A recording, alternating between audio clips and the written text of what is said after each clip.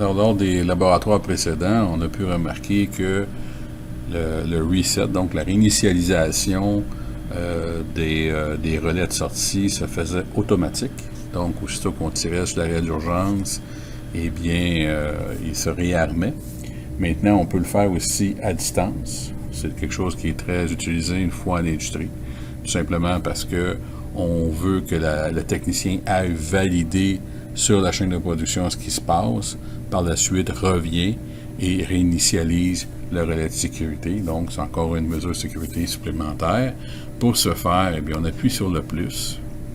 On aura besoin, ici, vous voyez, on a toujours travaillé avec les entrées. Là, maintenant, on va travailler avec les entrées auxiliaires. On va prendre un bouton Reset. Dans le cas que j'ai présentement, puis quand on regarde sur le schéma électrique, on voit que c'est un contact normalement ouvert d'un bouton, contrôlé par une alimentation directe. Alors, je vais faire ça. Pour les options de reset, je vous laisse jouer un petit peu plus tard avec ces options-là. Vous pourrez confirmer à quoi ils servent. Pour le moment, on va garder ça quelque chose de simple. On ne touchera à rien. On dit OK. Vue fonctionnelle. Alors, juste ici. Là, on va aller dans, vous voyez, on était dans les blocs logiques, blocs d'alimentation, blocs de fonction, pardon.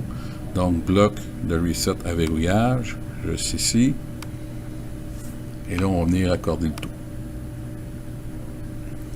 On va brancher ici sur le in. Vous avez LR qu'on va venir sur MR1.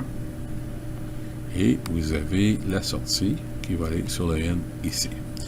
Évidemment, on peut venir valider. En bas de simulation, on paye sur Play.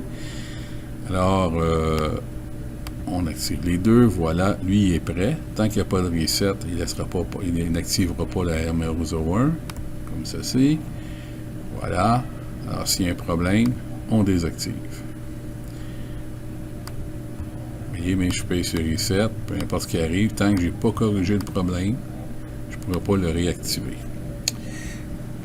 Alors, pour le mode réel, évidemment, il faut écrire. On va l'envoyer directement 1902 dans l'appareil.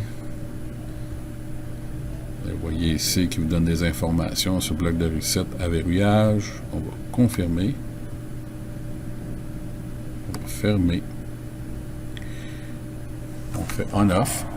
Donc, énergie 0, énergie 1. Maintenant, on peut aller en mode réel. Avec mode réel, j'appuie sur le bouton.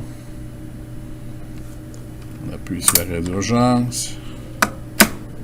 Je retire l'arrêt d'urgence. J'appuie sur le bouton Reset. Et voilà. Et là, là, je peux continuer comme ça. On peut le voir aussi avec le schéma de câblage ici. Comme ceci. Je retire l'arrêt d'urgence. Je peux appuyer sur le Reset. Voilà. On peut y aller ici avec l'interrupteur. Comme ceci. Et on fait un reset. Et voilà, MO01 se réactive. Alors, voici la configuration. Donc, j'ai rajouté ici sur IN4 le bouton jaune qui est ici, comme reset. Alors, si vous voyez les DEL, 1, 2, 3, donc on a l'arrêt d'urgence, on a aussi l'interrupteur qui est en haut, et puis vous avez les alimentations IO 03 qu'on a vu dans les vidéos précédentes. Alors, si je l'active, vous voyez que il n'y a plus d'alimentation. R01 est désactivé. Et là, je vais appuyer sur Reset. Vous allez voir, il y a comme un petit délai parce qu'il va se faire une scrutation entre les deux. Vous avez entendu le toc. Je vais recommencer. Je retire. Là, je vais appuyer.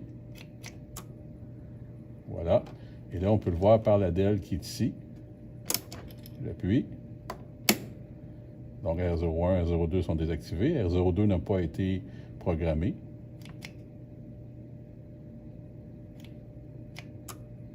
Et voilà.